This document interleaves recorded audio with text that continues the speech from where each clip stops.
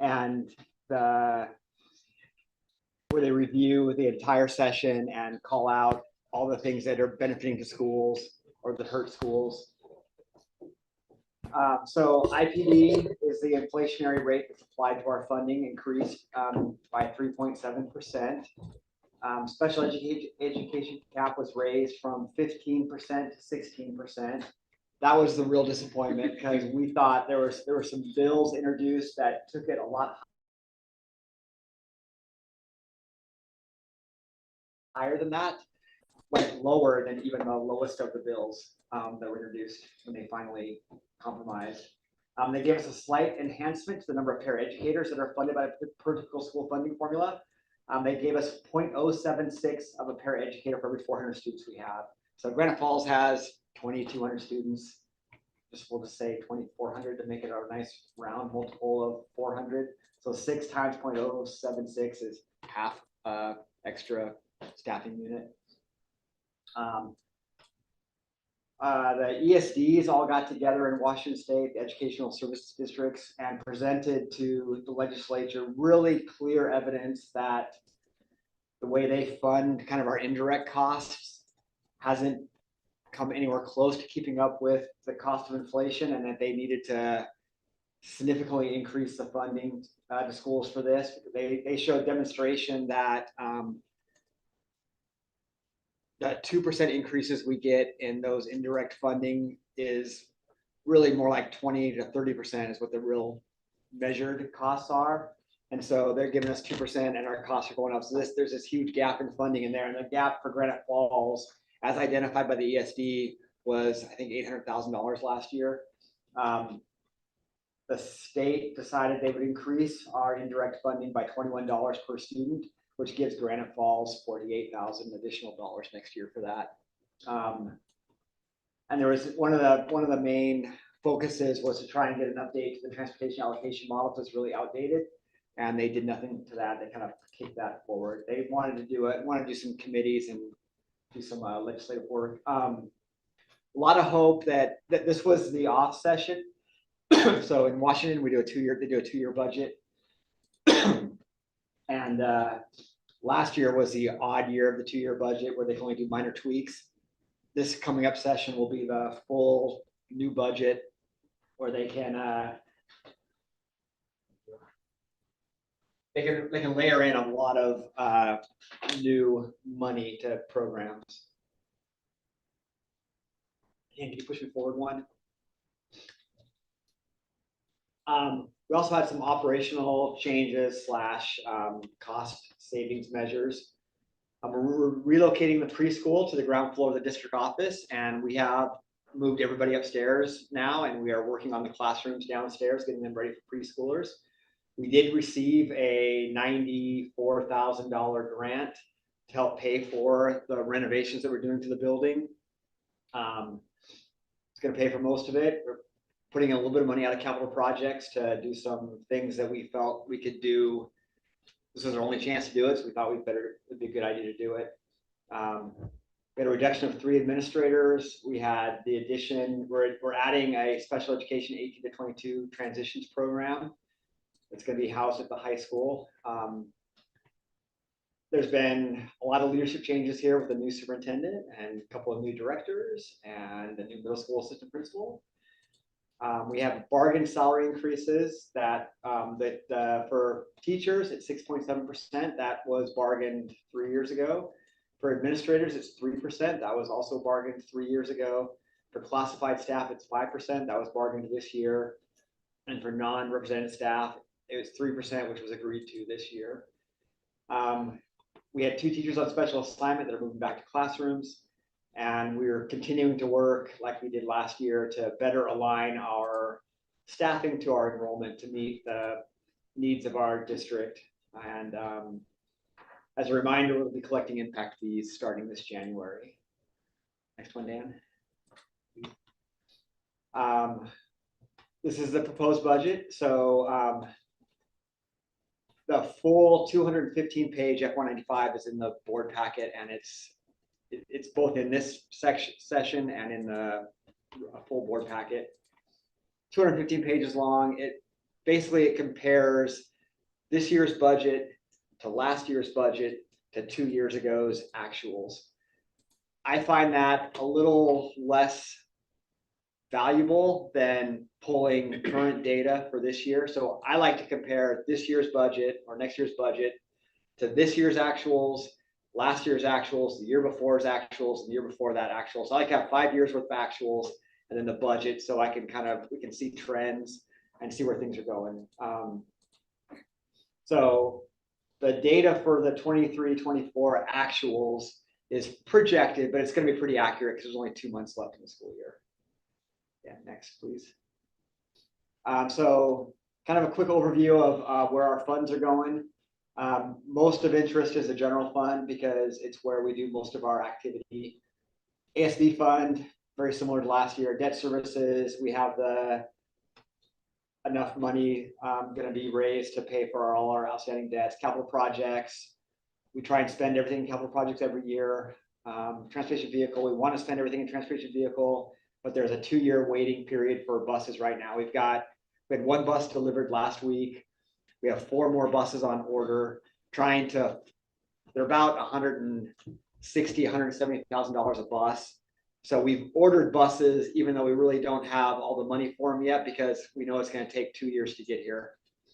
So we're ordering way out in front because we can't afford to wait to order when we see the money because if we don't have a rotation of buses coming in, we lose funding. So in our general fund, we forecast to start next year with a $1.2 million beginning fund balance. Revenues of $45 million, expenditures of $44 million. Growing our fund balance by almost $1.2 million with an ending fund balance of almost $2.4 million. That $2.4 million equates to, well, the $1.2 million equates to 2.9% projected beginning fund balance for next year. And the 5.4% would be what our ending fund balance is next year. I think, as a reminder, I think our last bond payment for our high school is in December of this year, and I'm hoping we could all have some kind of celebration to celebrate that at the high school, maybe some kind of, I don't know, just celebration that we owned it out right now. Next slide, please, Dan. So kind of a history of our general fund. In 1920, we were at 2.1%. We got up as high as 4.1%. We dropped down 2.7, 1.1, 2.9, 5.4. And then a couple of graphs that kind of represent that trend. Most districts grew their fund balance in kind of 2021 because of the pandemic. There was a lot of consolidated costs due to not teaching in person. Most districts, if not all, have seen declining fund balance for the last few years. When we end at 5.4% next year, we'll be in the probably top 10-15% of school districts as a percentage of fund balance at the end of next year. Next slide, please, Dan. Enrollment, we've talked about enrollment a number of times, but we do a very conservative enrollment projection. We kind of land on 160 kindergartners coming in. It's really hard to forecast kindergartners coming in, but it's been around that way for a while. We peaked out at about 180 for a couple of years, but kind of there's a little bit of growth slowing in our area. So 160 is what we landed on. We like to keep 1 elementary position open until we see that all the kindergartners have shown up, and then we'll hire somebody once we know they're all here. But then we just kind of rolled each grade forward and kind of tried to account for the loss we see in 11th and 12th grade with kids taking running start, kids coming to Crossroads, kids going to other school districts for different opportunities.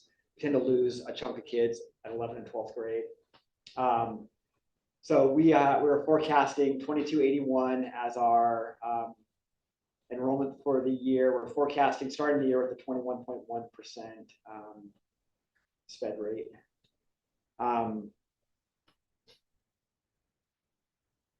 We'll be tracking, I started tracking last week enrollment. I'll track it like once a week.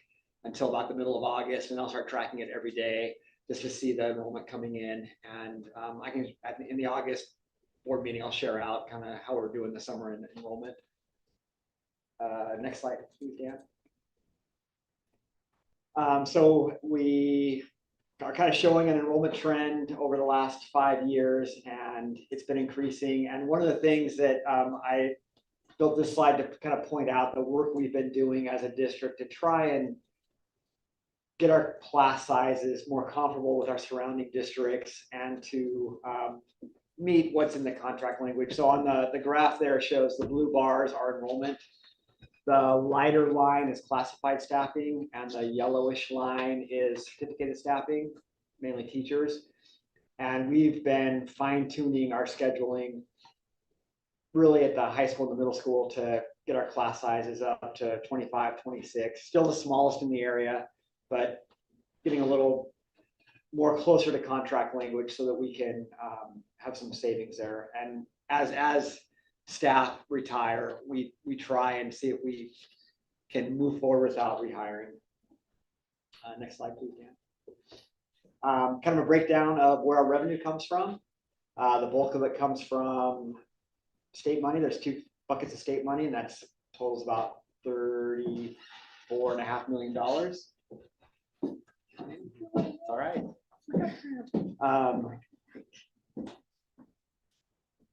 Kind of a little pie chart that breaks down where our revenue comes from. We put a $1 million buffer in revenue and a $1 million buffer in expenditures, because if something unforeseen happens and we get $1 million more in revenue and we need to spend it, the way the budget works is what we're asking the board to do is approve an expenditure budget that says we're going to spend $44 million.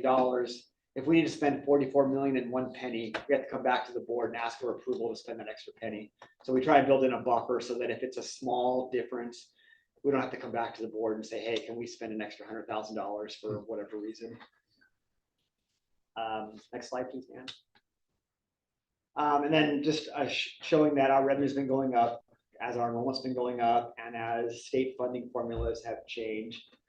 Special ed funding formula has changed over the last 2 years. There was a cap of 13.5%, then it went up to 15%. Next year it's 16%. And what that means is that there is enhanced funding if you have students with special needs that qualify for special programs. And that enhanced funding for us is probably in the range of $12,000 or $13,000 per student, but they only give you that enhanced funding up to that cap. So we have 2,400 kids in our district, just to be a nice round number.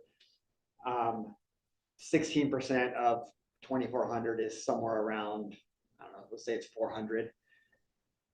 If we have 20%, that's 500. There's 100 kids there that we're not getting that enhanced funding for. We're still having to pay for those enhanced services, smaller class sizes, special services, outside placements, all that stuff, but we are not getting that extra funding. So that gap's about $1 million for us. If the state removed the cap, we'd have about $1 million more in special ed funding every year. So showing the multi-year trend of our revenue going up as our enrollment's going up and our district's growing. Next, please, Dan. So a breakdown of expenditures, the bulk of it is for regular instruction and then at special education. And I just look at the clock, kind of breeze through the next couple slides. Next one, please, Dan. Broke down expenditures a couple different ways. This is by activity, showing that teaching and teaching support is 12 and 70, almost 75% of the budget. Building administration is principal, central administration is all the support staff at central office. There's the buffer. Next slide, please, Dan. Kind of showing the trend of, as a reminder, our enrollment's increased 11% since 1920. Our teaching costs have gone up 35%. Our teaching support's gone up 48%. Other support is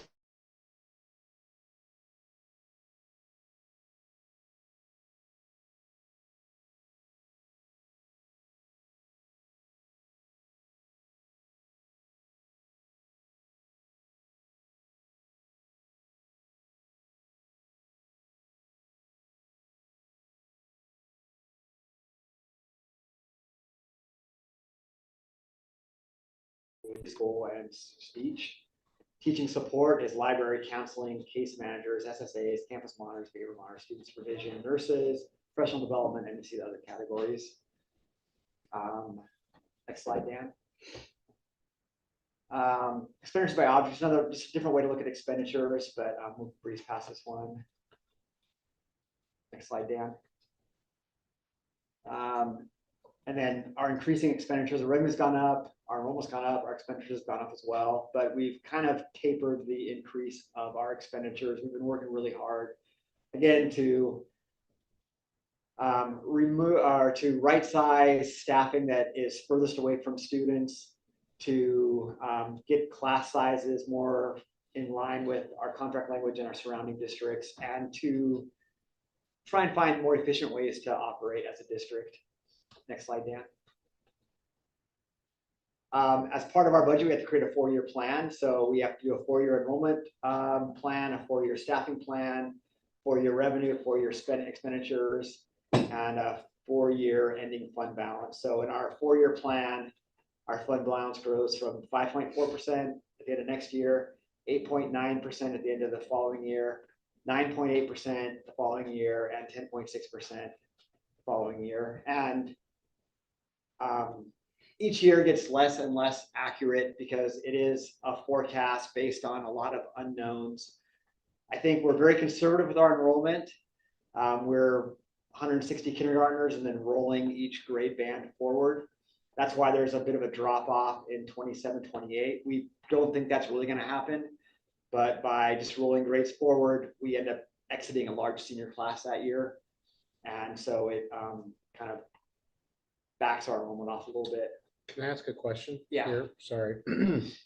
So I know you and I have talked before. There's a couple of things we know with the moratorium and granted being lifted, and I think you and I spoke, and I think you told me you thought that we'd have the biggest significance the 26-27 school year. Is that that'd probably be the biggest addition of housing in our area. It's hard to say how quickly we would see the enrollment growth from that, because as hard as it is to believe, when you look at the prices of houses in Granite Falls, it's still in this area of Washington, it's often considered starter homes because they are relatively less expensive than Snohomish, Lake Stevens, Arlington, places around us. So we tend to get either young couples that are just starting out, or we get, this is what we found with our last growth of houses in the area. We get younger families. So it's a good benefit because the kids start as kindergartners here and they go all the way through the grades, but it sometimes takes them a while to become kindergartners, a couple of years. So it's hard to fully tie back a new house with a student in our town because we tend to get younger families. Got it. So I guess I'm just noticing in your trend from 25 to 26 to 26, 27, it's about 50 or so students with a small decline. And then 24, 25, 25, 26 was that 30-ish. So a little bit bigger in that year. Significant increase though in expenditures, $2 million jump or something along those lines. And I don't want to look too far out, but I think we'd be doing ourselves a disservice if we don't prepare for what feels like a big boom. I agree. So I guess, can you just talk to me quickly? I know at this point it's staring in the crystal ball, but do you feel that, the infrastructure and stuff like that we're going to need, are we going to be able to be adequately service those new students with that roughly $2 million jump? Yeah. I feel like the decision to move the preschool over here is going to help a lot. It frees up 5 classrooms at Monte Cristo for grades 3 through 5. Mm-hmm. And they were at capacity there. They were probably over capacity there, to be honest. And so freeing up some space there, 5 classrooms there is going to help a lot. Growth at Mountain Way is a little more difficult. All the easy places to put portables have portables. And to add some additional classroom capacity there, they may have 1 or 2 spaces that we could use, but to add additional capacity at Mountain Way would be an investment by the district because we have to bring in some new infrastructure we chose to do portables or to expand some of the wings. That would be an investment. Middle school has capacity, plenty of capacity using portables if needed. There's 4 empty portables over there, and or portables that are being used for non-educational purposes. Mhm. And then the high school has capacity for probably another 20% increase in students. Okay. So again, looking at your crystal ball, pretty, what I would call semi-moderate increase. I would call it, a significant increase in expenditures. You feel like we'll be able to service those, we'll have spaces for those kids to learn. Obviously, nobody likes portables. I would argue that that's not an equitable learning environment, comparatively speaking. However, sometimes you got to do what you got to do. I just want to make sure, I guess I just want to feel fairly confident, especially since we're going to be talking about a revision of the fund balance policy here in a little bit, that, obviously with $2 million, we're not going to build a new building, right? $2 million is, as much as that sounds, way more than my house's value, right? Obviously, you're not going to build structures with that. We could probably redo structures. So I guess I just want to make sure, knowing that that's coming, that you feel like, yep, I've taken a decent swing at that and we'll be okay. Yeah, so impact fees will help us a lot if we need to do things. Impact fees alone is enough to keep up with growth by using portables. So if we have our facilities committee that came back with an idea that said, you know what, the facilities committee recommended, we should probably do $100 million bond at some point to increase capacity here and to modernize some facilities and to be able to house another 500 students. That being said, if we're going to reconvene the committee this next school year and try and fine tune it a little better, we have a bond falling off that we would be able to go back out to the community and ask for something like that without having any change in their tax rate. But it is really, for me, and I think for the school districts, it's trying to listen to the community and understand what they want their schools to look like here. Yeah. Because the impact fees are enough to keep up with the growth if we wanted to add portables. We have both Mountain Way and Monte Cristo have reached that threshold where there is some state funding available to upgrade them, about $6 million per school. That sounds like a lot of money, but in the current state of construction, it's not very much at all. They've changed the rules this last legislative session that allows us to be considered a small school district now for funding. So it opens up some doors to another chunk of money to help pay for stuff like that if we want to, some grants and some state funding that can help pay for things. So there's a bunch of buckets of money we can access to limit the cost of a bond, but most of them probably require a bond to get us over the hump. Yeah, I just want to make sure the thing that always, shouldn't say always, that sometimes can bite us is being reactive and not proactive. Yeah. And I just, I would argue that, if we wait even to 25, 26 to, if we need a building and we wait till 25, 26, it's probably too late, right? Yeah. And so just that we're looking ahead and stuff like that. So you've answered my question that, essentially your budget isn't based on necessarily running a bond, right? It's impact, Right. it's all of these things Yeah. that even if none of those things happen, if those kids show up, if those learners show up in 2026, 27, that we'll be able to serve them adequately. Yeah, absolutely. The forecast on the enrollment forecast is conservative, and our schools can handle that capacity right now. I think that by 2030 we could be looking at 400 more kids than we have right now. Yeah. And that's where we would want to be ready to react to that. Okay, awesome. Sorry to interrupt you. Okay. Oh, sorry, we only have 2 more minutes. Yeah, I forgot. Once you go next slide, Dan. Next slide, Dan. think there's a couple more slides, I think.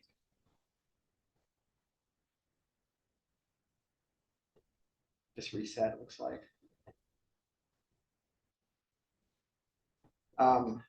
I think the last was just a closing slide that talked about the challenges of the headwinds that all school districts are facing right now with fund balance, with costs far exceeding what the state's paying them for.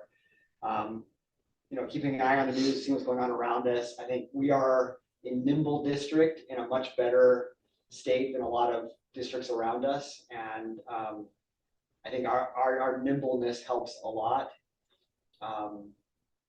Probably our biggest headwind is inflation and the lack of the state fund keeping up with inflation. But I mean, we're really looking at next legislative session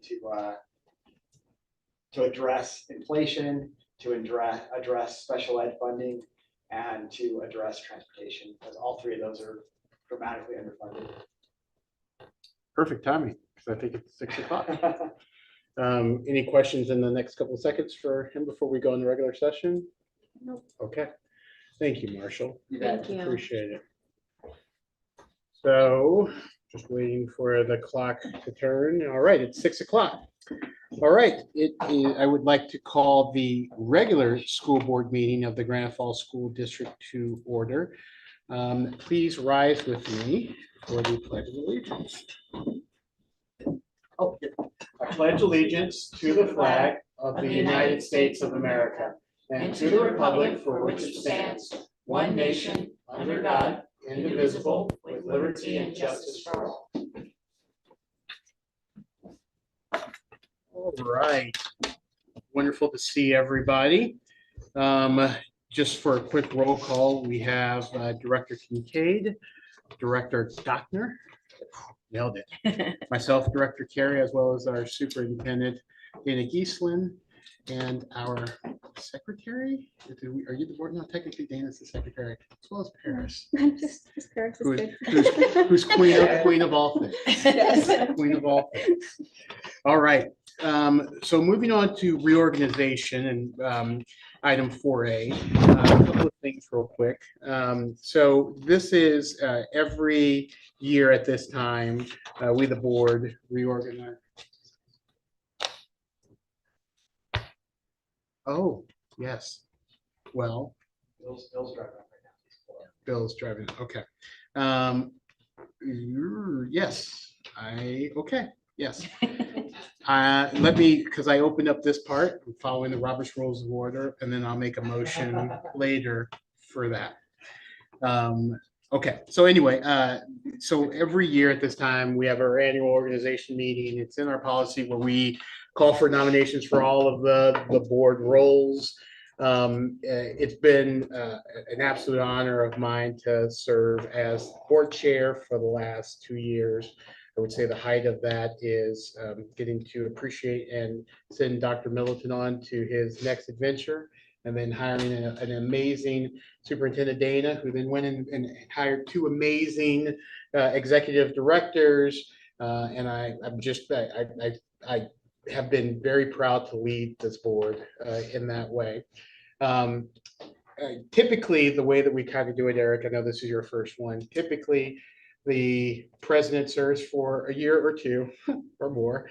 The vice chair usually is kind of like I like to call it the president in wait. Now, there's nothing in policy that says that, but the vice chair, it gives them a good kind of position to kind of learn and grow into that next role. And then, kind of the other roles are kind of split as needed. Please let the record show that we have Director Dane here. Hello, Apologies for my tardiness. Oh, no apologies needed. I'm always excited to see you with the official badge on, sir. I was just talking about the organization and stuff like that for Eric.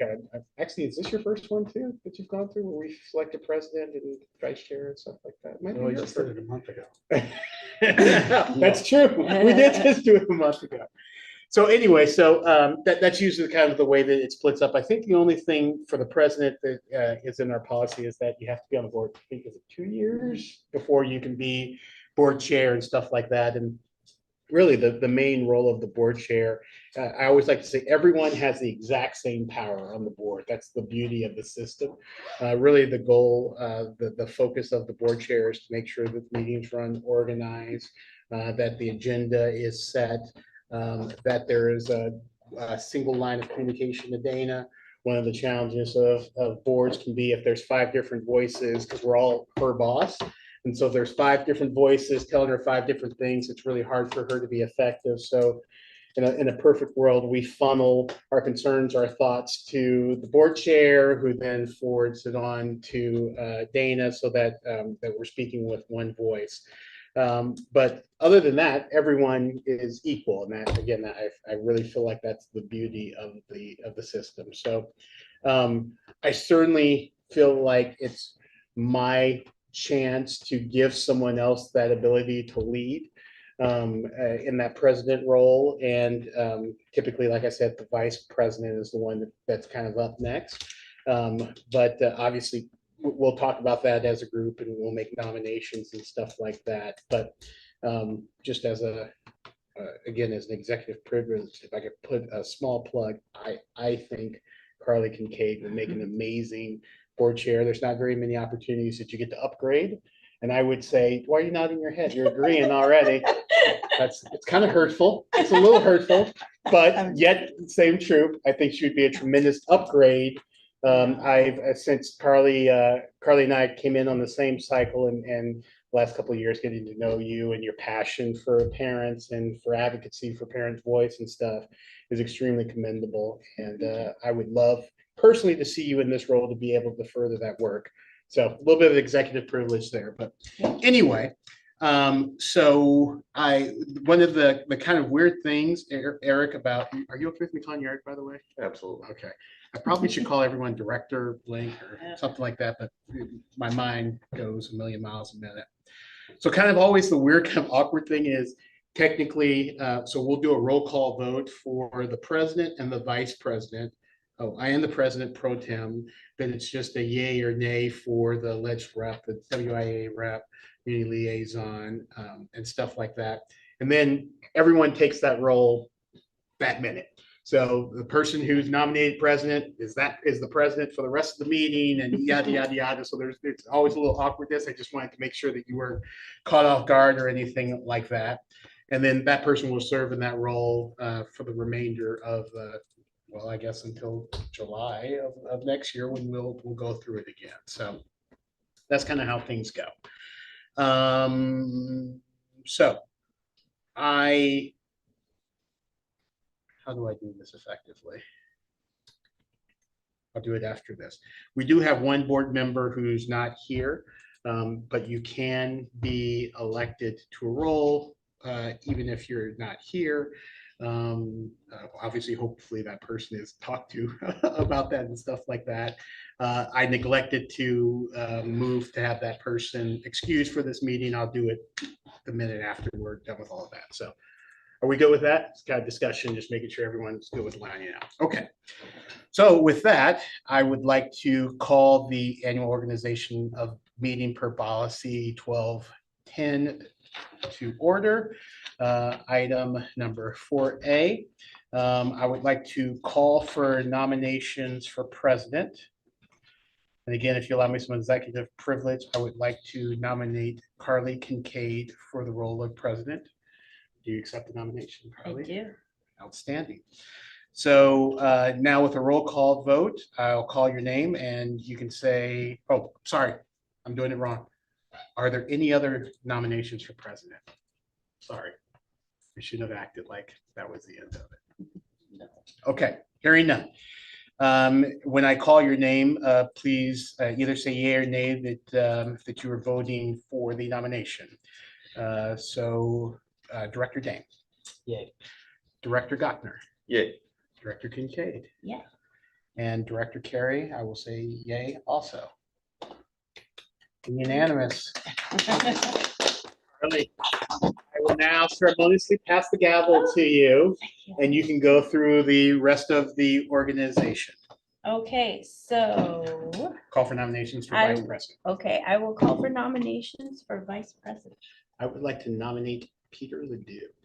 Are there any other nominations? Okay, so a roll call vote. We will start with Director Goffner. Yeah. Director Day. Yeah. Director Carey. Yeah. And Director Kincaid, yay. So. My spot, where am I? Okay, President Pro Tem. now, call for nominations for, President Pro Tem. Do you want me to explain? what Yes, that would you is? please? Because you've served in all of them, and I have as well. So President Pro Tem, in the event of the president and the vice president not being here, obviously, we would still need to have a meeting. So the President Pro Tem would serve as board chair in that regard. Okay, do we have any nominations for President Pro Tem? I'll nominate Carl Carey for that. So. Any other nominations? No? Okay, a roll call vote. Director Goffner. Yeah. Director Dane. Yeah. Director Garrett. Yay. Director Kincaid, yay. Okay. Moving on to nominations for the legislative representative. So previously it was Director Carey. Anybody want to So nominate? always being a glutton for punishment. I'm open to anyone else who wants to serve this. I'm still on the WASDA Legislative Committee, so I've got kind of the inside track. So I'm happy to continue to serve in that role. If someone else wants to do that, please, I'm not trying to take any off, but in efficiency and streamlining, it seems to make sense that I can continue in that role if that serves the will of the board. Yeah, I would say Carl's been doing it for years and he's doing a great job, so I would suggest keep them. Any comments from you guys? Sounds fantastic to me. So this is not a roll call, yet, so we just say all in favor? Yep. Okay, all in favor for Director Carey to be our legislative representative? Aye. Aye. Any opposed? Oh, aye from his side. Okay, Director Carey is our legislative representative. No, yeah, please. No, no. Call for nominations for the WIAA representative, which is currently being held by Director Ledoux. So this is kind of cool. WIAA, Eric, if you don't know, is the athletic representation for school boards. They set the rules for high school play and for rules of, I'm probably not saying this in the right way, the rule book for Athletics in and the activities, sports right? and all of that stuff. So essentially, this person will receive updates from the WIAA. I think there's a meeting or two a year where they go and they talk about the next rulemaking and stuff like that. It's kind of a cool area because you kind of get to be in the know of the interscholastic activities here and in the state and stuff like that. So that's kind of that. So There's also an opportunity if you wanted to serve on that WIA board as a board member rep. So there's this role and then there's the next role. Right. Right, if you wanted to. You interested? Oh, I think Peter You think really would Peter? like to stay on. Yeah. How about you, Eric? Sounds good to me. All in favor to keep cost of Director. not being here. All in favor to keep Director Ledoux as the WIAA representative? Aye. Aye. Any opposed? Okay. Keep Director Ledoux as our WIAA representative. Next, we have call for nominations for the community liaison. Do you mind if I explain this? I'm sorry. Go for it. You can take the gavel out of the hand, but not the boy out of the, I don't know how that goes. Anyway, the community liaison is actually, quite honestly, every time this comes up, I remember that we need to write like a policy because I don't think we have a policy that specifically says what this role is and stuff. Don't be specific. I hear Dana clicking her pen and writing a note that we need to come up with a policy. So this could be whatever we want. Typically, it was someone that would kind of update the board on things happening in the community. Carly really wrote the mold for this. She's extremely active on social media and she's always really good at kind of telling the board the happenings and the things that are going on and kind of the vibe of the community. But since there's no policy, we can make it kind of whatever we want to. That's kind of how we had it before. Maybe that works, maybe that doesn't, but I think the intent, and you guys can tell me if you disagree, is just someone that's that liaison, even though technically we are all the liaisons, but that liaison between the community and the board and stuff like that. So that's that. Any nominations? You want to say? Huh? You want to say? Oh, board chair is a lot. It's a lot, and I would love to pass it on. Not saying that I'm not gonna be lurking in the social medias, but I would love, like, I think it would be awesome if they took it on as both of them. Co? Yeah. Oh, Can yeah, we do that? we could make the rules. Yeah. I know Work in social Director media. Ledoux, or Director Dane is extensively against anything Yeah, social I know. media. That's why I say I'm still lurking in there, but he is out in the community a He lot, is. and yeah, I think both of you guys together could mold that into something new. You think that, huh? Ah, I have mm. no social media, but I'm happy to create something to And you don't get necessarily, her. like I said, you don't, Eric, you don't have to feel like you have to do that. I guess there was Tom Eady, who I think was technically the first community liaison, and he wasn't, at least at that time, very active on social media.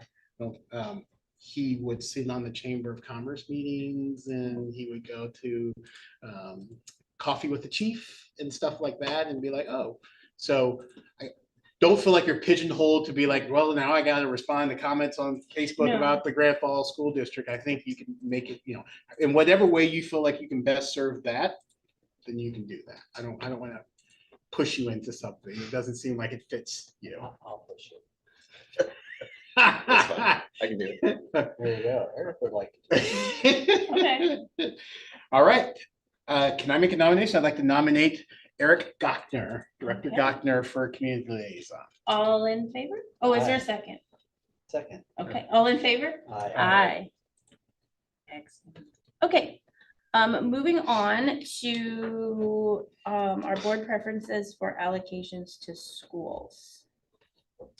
So our school assignments, did you want to explain that Absolutely, yes. to Eric? Thank you, Chair Kincaid.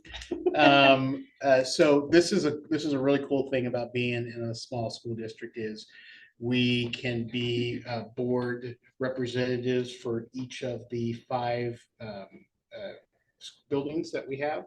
And so again, kind of there is just being an advocate for that building and meeting with the principal occasionally, having coffee, how are things going and stuff like that. Quite honestly, the thing I love most about it is just getting to occasionally go into classrooms and like high five kids and stuff. There's no time requirement. You don't have to be there 20 times. It's however that works. What I found in the past that if you're board representative for a building that your kids go to, that makes life a lot easier. So I guess maybe Mountain Ways would be really great for you. But it's just, it's just another level that allows us as the board to really be in the buildings and see the great work that is happening in our classrooms. Did I explain that okay, Dana? Yeah, it's, I would say at events too. Oh, that's a great point. Yeah. That's a nice way to report back at a board meeting and say, oh, I was at these events, at Mountain Way, or I was at these events at Grand Falls High School. It doesn't keep you from going to other buildings, of course, Yeah. right? But you're kind of an expert on that building. So we can all pick one, but I always like to give other people the choice first. And so, because I've been lucky enough to be on the board long enough that I've been board rep for all of those buildings, multiple times. So I'm going to guess, Eric, maybe Mountain Way. I'm not pushing you into it, but I I'm would going to love guess. to. Yeah, Okay. that'll make your life a whole lot easier. Bill, do you have a preference? Sorry, I should be directed this. Okay. You'd be perfect for that, Bill. Absolutely perfect. Tailor made. What's your preference? I am okay with any of those. So if you don't have a strong preference, I can make a choice, but I want ladies. I don't have a First. strong preference. I would be happy with any of them. Okay. I'm happy to have, oh gosh. All right. Maybe I do have a preference. I am so excited to work with the new assistant principal at the middle school. I want to take the middle school. Okay. I think I would like to get to know the high school a little bit better, so I'm gonna pick high school, Perfect. and that leaves Peter Peter with. MCE, who he's done a great job with the snake guy. Yes. And all of that. Okay, Well done. so moving on to. Before we go to the next Oh. agenda item, Oh, if I would, I'd like Yep. to make a motion to excuse Director Ledoux from the meeting due to a work conflict. Okay, I second. All in favor? Aye. Aye. Okay. Boom, now we can go. Okay, moving on to item number 5A, board comments.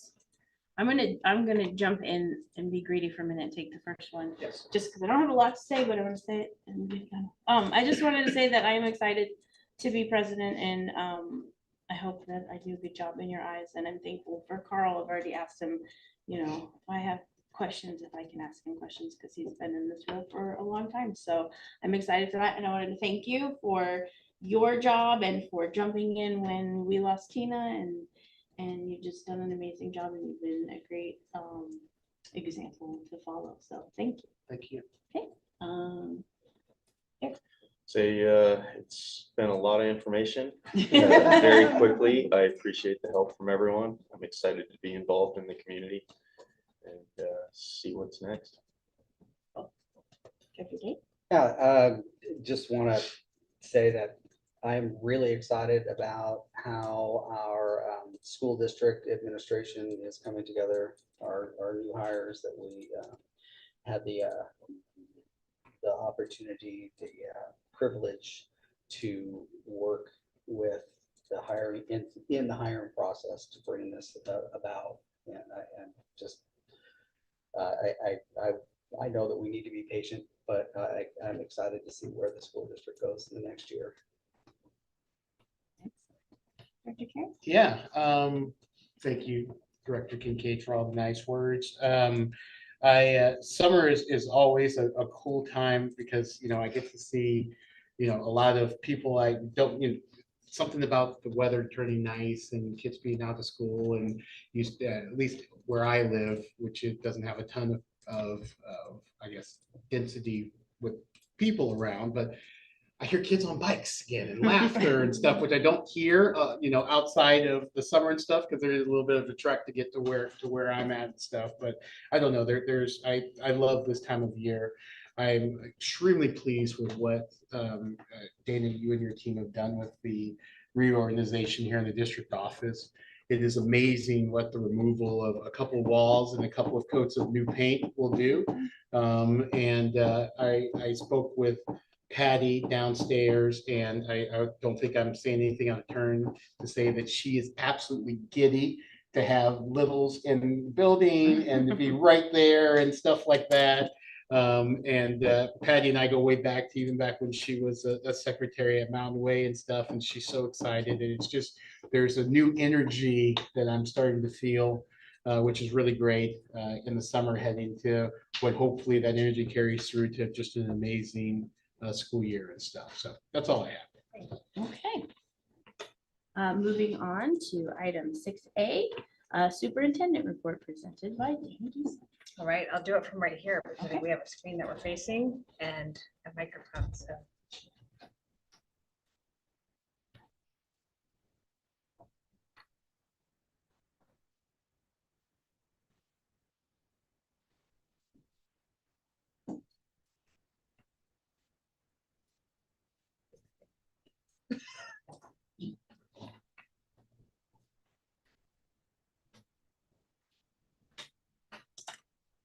Thank you, sir.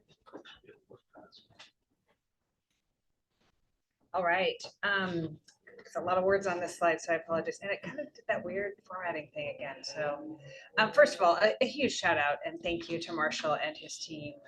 When I'm here on the weekends, there are people working on these spaces, when people aren't, generally in there. And so it's been great. You're right. A fresh coat of paint makes all the difference. And our floors are beautiful floors that were put in 1938. They were under carpet, hiding. And the classrooms are coming together so nicely downstairs. We want to get kids in brick and mortar and not in portables and relocatables. And that's what we have. That is what we have collectively done. I think everybody in this room that's an educator and even Marshall too. Very excited to have our littles. There's nothing better than 3 to 5 year olds, right? To remind you of why you do what you do. Eric's like, yep, I live it every single day. So thank you, Marshall, for all of your planning and collaborating and the last minute changes and all of those things. I'm like, what if, no, I got a better idea. What if we put a wall over here? And he's like, okay, it's going in tomorrow, Dana. So cool. So I think we came up with some really good plans and I appreciate all of your work.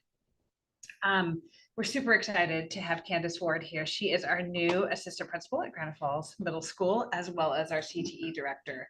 I told her it wasn't a bait and switch. And we really did want someone with CTE experience. It was just a huge bonus to have someone that's also has a CTE administrator's credential. And so she will be serving in a little bit of a dual role, overseeing CTE. She's going to the CTE conference in a couple of weeks, the state CTE conference. She has an incredible background. I want to give her just a minute to introduce herself and tell about her background. And y'all, she's dressed in black and orange. Yes. This is why we love you. So I want to give you the floor just for a few minutes to say hello to our amazing board. Hi guys, I'm Candace Ward. So my CT background, I taught CT for 6 years. And during that time, I did my admin internship, my CT director internship for OSPI. I love CT. That's just my passion. So I'm very excited to be able to utilize this. I've been in Squint for the last 5 years as assistant principal in middle school there.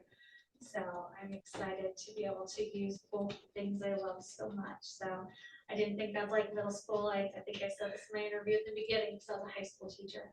But I've come to love middle school and love that crazy age. So I'm excited to be able to intertwine my CT experience and grow with that. And I have some great mentors through the national CT that are going to work with me to get me caught up on a couple things that I, just need to refresh up on. And I'm excited to look around and see what we can do as CT in the district. Well, welcome to Granite Falls. Thank you. We're so lucky to have you, by the way. Thank Yeah. Welcome. All right, moving on. We are still monitoring enrollment staffing, as Marshall alluded to in the budget study session. We had our school board work session. Do you notice the new words there? It's not a retreat, because I learned this weekend at my new superintendent training that I had that we call them work sessions. We don't call them retreats. The auditors don't like the word retreat, apparently. So, so I attended that, and it was great to connect with WASA and WASBO and all the other acronyms that are the agencies that support us. We are preparing for our district leadership retreat, August 12th through 14th. You can call that a We retreat? can, yeah. Something about the board is there's this whole thing. I guess they think that we're gonna go to Cannon Beach or something. Yeah. and have a retreat. I'm like, no, we went to City Hall. Could we go to So, Cannon yeah. Beach? Is that an option? It was Sorry to really interrupt, fun. Eric but, was like, I'm that was down. great. Wouldn't doubt it. But we're doing that for 3 days. The first part of each of those days will be right here kind of in district. The second part is going to be offsite a little bit right here in Granite Falls at a place that one of our administrators has family that live in this, and they've offered this area for us. So there'll be some nice team things that we can do, some bonding and those kind of things. Focus on those 3 days is, of course, on professional growth. What are we doing and how are we learning so we can better serve? Our strategic plan, which we did a lot of work on Friday, and then our district improvement plan, our school improvement plans, and all of those nestle right under each other. Emily, Rachel, and I will be attending the WASA OSPI MTSS conference in Pullman next week.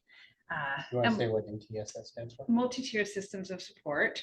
And so it is really the way that we serve kids, right? So ensuring that every child has access to guaranteed and viable core curriculum, and then the supports, the right time supports when they need it.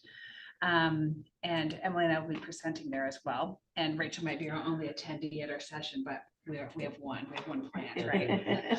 She's already planned to say, oh my gosh, that's so great. You guys are amazing. We are preparing for our School of Rock, Welcome Back, which is the end of August, and that professional development for our staff. The first 90 days, a little bigger picture, multiple policy reviews and updates. Emily's already got one to me on early entrance. That's a procedure that we'll put into place. Finalizing some certificated hiring. There's a few outstanding positions. Onboarding of new administrators, aligning our staffing to enrollment, always looking at that and those adjustments where grade levels come in and if there's some adjustments need to be made summer maintenance and upgrades, finalizing our, oh, you know what? This isn't, there's one more piece on there, Carl, and because you talked about a little bit of a safety focus every single time. So I apologize, Dan, it might have come in after you uploaded this. But finalizing our preschool classrooms. And then in addition, Marshall's setting up in August to have EMS. And Eric, it might be nice if you joined us as well, that we has a community connection. And as we walk through all 5 buildings, Bill, of course, we don't have to come to you as the EMS part, but we really want to walk through all of our buildings as we look at our safety plans, as we look at, I heard a golfer this last weekend say, well, that's a spot of bother. And it's a very English term, but there are some spots of bother right in our buildings. And we need to be aware of those and how we navigate around those. So really doing some thoughtful preparation. And then we have our new employee orientation, August 21st and 22nd. Please note that I think it's the 22nd, Emily, that we would like to invite the board to lunch. Is that correct? I believe so. Okay, so kind of mark that on your calendar. If you could make it, that'd be great. Meet all of our new staff. We'd love to have you. Then again, School of Rock on the 28th and 29th. And then we have our first days of school coming. Next slide, Dan. A little bright in here. Oh, me. What am I thinking? Okay. Upcoming district and community events. We have Show and Shine coming August 3rd. We will not have a booth at Show and Shine. I think I mentioned this last time, but I talked to the Chamber of Commerce and they said, some other events might be a little better. This one's more if you can just attend and kind of be there. There's National Night Out on August 6th. We have a back to school community coalition event that I know that Rachel and Emily are working close with Carol and others on. There'll be an immunization clinic available. We're getting access to the reader board out in front, out of town where it says there's a burn ban and some other things on. Yeah. So we need some school things on there, and it bothers me every time I come in town. There's not something school related that comes up. Not that we shouldn't start fires or anything. Right. We should also hey, register your child or immunization clinics or those kind of things. So I know that Marshall's working with Dan and Paris will soon have access to that too. We can keep that updated. Fall sports just around the corner. It's kind of exciting. So the athletic office opens on August 19th. Practices start for football. As you know, football has to have more days than other sports on August 26th. So home events that are coming up. There's a huge, I think Dave Bikini told me that there's 30 teams coming for this invitational, cross-country invitational on the 12th of October. So hopefully we can all support that. And my daughter was a collegiate cross-country runner, so cross-country is near and dear to my heart. Volleyball has a first home match on September 10th. Girls soccer has a first home game on September 7th, and football has a first home game on September 6th. So there's no shortage of things to do and watch our kids doing what they do. It's exciting. Then Granite Falls Middle School start to practice the first Monday after school starts. First day of school for some is September 4th. That's our elementary. And then also our 6th graders and our 9th graders to get them onboarded. And then September 5th is all grades. First days of preschool, very exciting. This place will be a buzz with children. And that is on September 5th for kiddos who are doing full day preschool and September 16th for kids who are doing an AM or PM slot. And then we have railroad days coming up on October 5th. Any questions on that? Exciting. There's a lot going on. All right, thank you. All right, Diana. you bet. Next up is 6B board reports. Start with you, Mr. Carey. Yeah, I was going to say, I'm happy to jump in and talk. So there is all the alphabet soup, as I call it, WASA, WASDA, OSPI, all the alphabet soup are really working on their legislative platform for this next legislative session. As Marshall said, it's a budget session. It's a long session, so that they're essentially going to start from scratch with the state budget as it relates to education. So there's been a lot of discussion about our state constitution and our state constitution saying that education is the paramount duty of the state. And if that's true, the lack of funding, as well as At one point, education statewide funding from the state education was in, 52, 53%. I think it's somewhere around 48 or something along those lines. Not that there's anything explicitly that says that education has to be at least half of the state budget. However, I would question what does paramount mean if it isn't.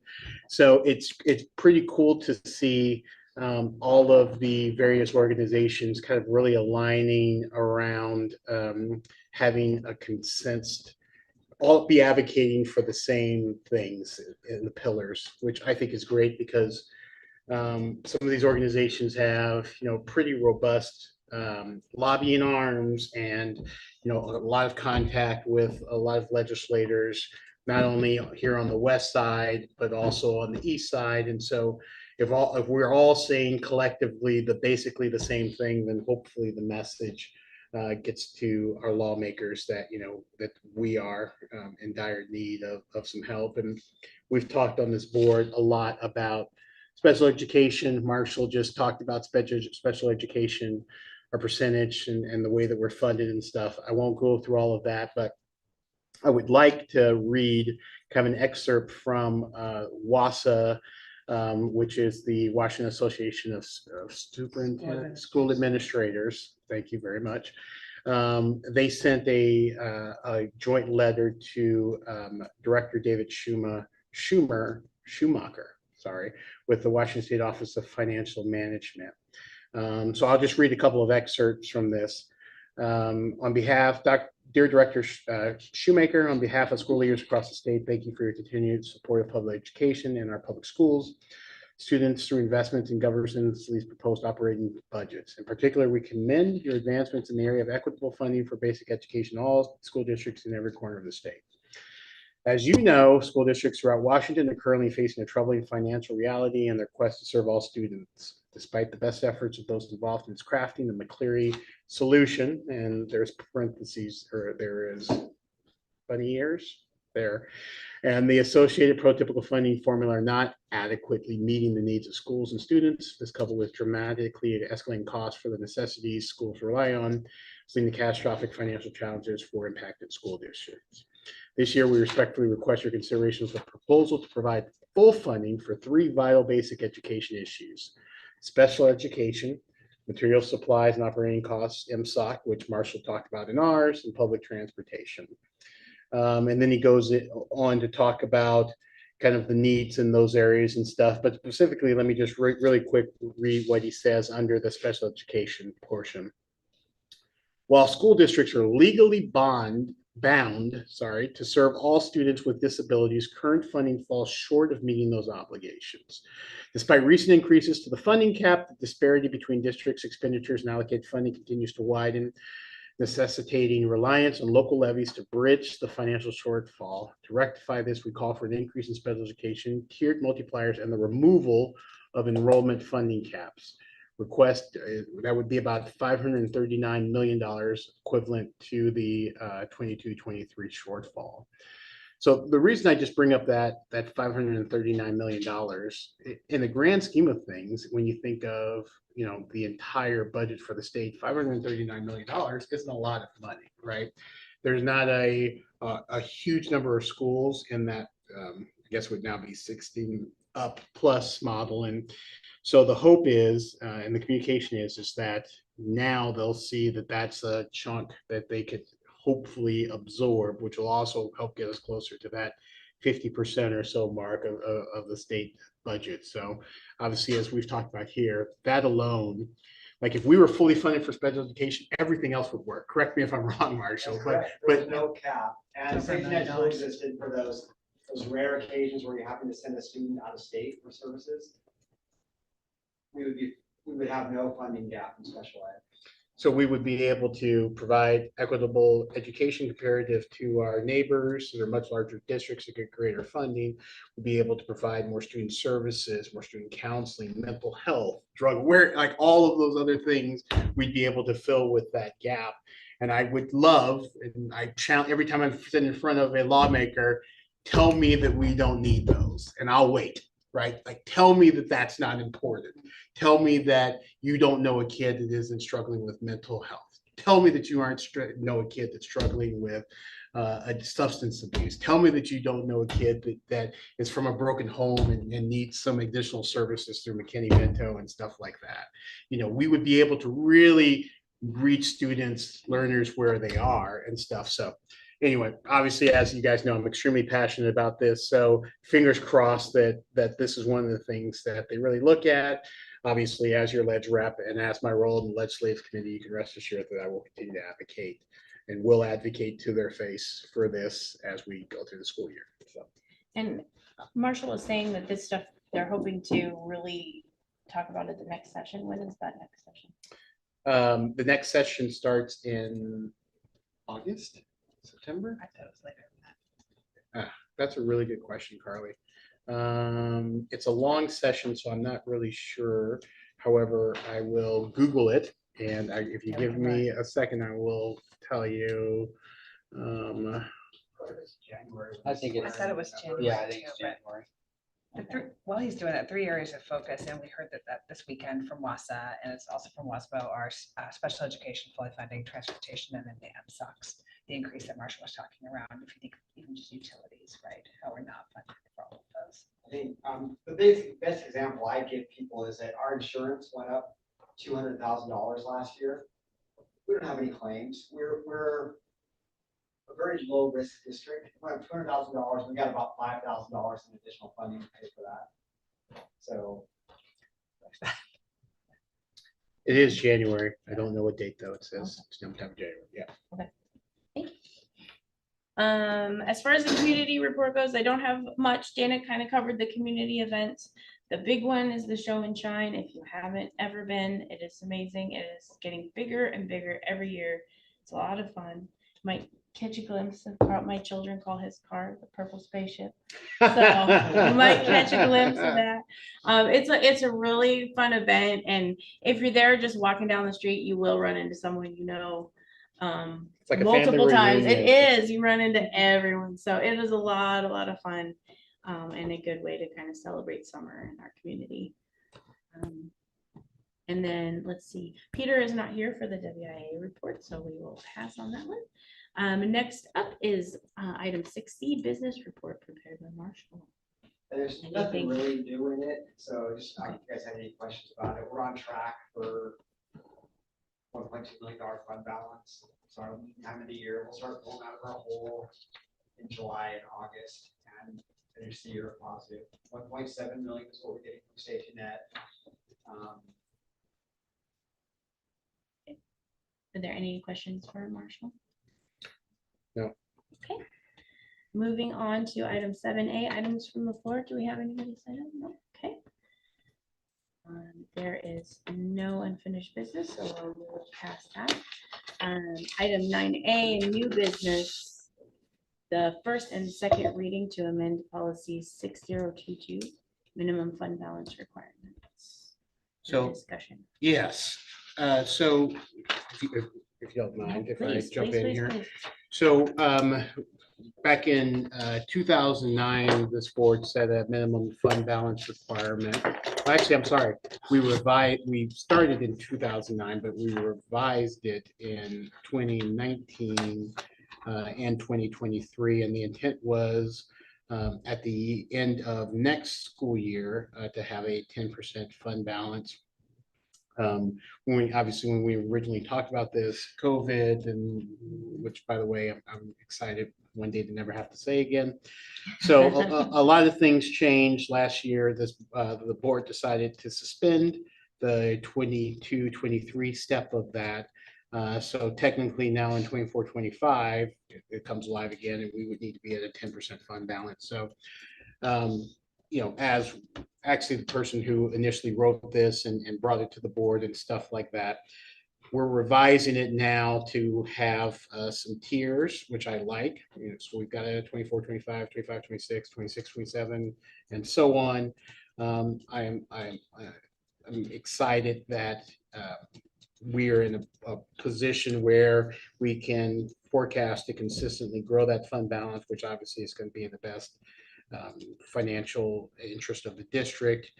And I would also say that I think that we need to move this before we potentially approve the 24-25 budget, because if we chose to approve that and we didn't modify the balance, we would be going against our own policy. So I'm comfortable with this based upon what we were doing. We are doing a first and second reading because we need it to be effective. Normally we do a first reading, discussing changes, and then a second reading where it actually, so we're going to combine it all in one. So that's my 2 cents while we're here in discussion. The only thing that I would change is this is by the year 20,273 to 20,284. And I don't think we'll be alive then. So Just boxes next are, to two. Huh? right? is it here? They're Oh, marked out. I think. Oh, I it's feel marked like- It kind out, of looks I like see, it's part I of it, see. but it's crossed out. Oh, okay. Okay. Oh, That I was- see the 3. I was like, that's a really long time. Yeah. Oh, I Oh, see. I see. The Yeah, three the and 4 crossed doesn't out. have, it's crossed, but you can't tell because it's on the line of the 4. Got it. Good catch. Yes. I Okay. got it. Okay. Um, so is there a motion then, or is there discussion, any more discussion? I think it's a good plan. Okay, is there a motion that would approve first and second? Yeah, and I Okay. can, if you Okay. allow me, Yeah. I move. I move that I move that we approve the first and second reading of the revisions to policy 6022. Second. Okay, all in favor? Aye. All right. Did I do that Moving right? on to 9B, GFSD 2024-25 budgets.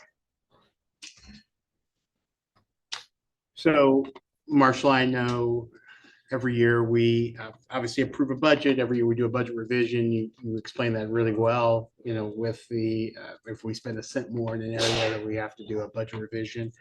I think every year I ask you the question, how comfortable do you feel, particularly with the enrollment piece of this? Eric, enrollment really runs everything. We are what's called a student-based funding models, yes. So X amount of students, prototypical funding model, X amount of money for different things.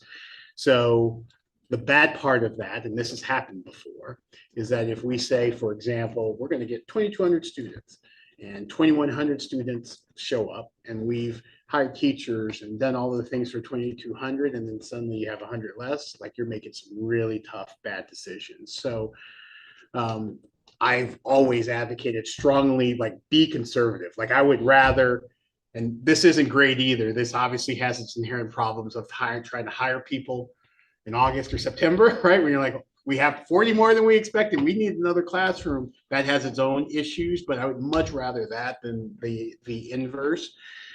So I know you did a conservative increase, Marshall. I can't see any reason I wouldn't be okay with it. And I know it's all reading a crystal ball again, but how confident do you feel with that? The risk is always kindergarten, but that's how we hold usually 1 or 2 elementary positions open, just in case. So if whatever reason kindergarten doesn't come in at 150, 160, we can react to it. We have the capacity to react to it. So that's where our biggest risk typically is. And we've kind of learned from past trends that let's just hold a couple of positions just in case. And so we've done that again this year. And I feel the risk is probably more that I'll be coming back to you with a budget revision in June because our enrollment's higher than what we forecast. And we've gotten a lot more funding and we've had to spend a little more money because of the increase in students. I think the risk is more that direction. Yeah. And so are we historically, how are we tracking? I know you look at kindergarten roundup and obviously students that have new students that moved in. Are we tracking where you would want us to be at this point of the year to hit that number? Yeah, I mean, we're at about, last time I looked was beginning of last week, it was 112, I think, registered kindergartners with 5 or 6 pending registrations. So that seems about where we should be. Okay. That's all I have. Any more discussion questions? Do I have a motion? I move that we approve the 24-25 Grand Falls School District budget. We have a motion. Is there a second? A second. Okay, all in favor? Aye. Okay, moving on to 9C, approval of the 2024-25 school year budget resolution. We just broke those out separately on the agenda. Yeah, I was gonna say, I think we just did Yeah, I was that. like, I thought we just did that too. Okay, so we just move past that? then? Yep, right to the Okay. consent agenda. All right to the consent agenda. There are some additions to the consent. Is there a motion to approve? I the move consent? that we approve the consent agenda with the additions provided in board docs. Okay, a motion has been made. Is there a second? Second. All in favor? Aye. Aye. All right. With that, the time is now 6:49 PM, and that concludes this meeting of the Grand Falls School Board. Congratulations.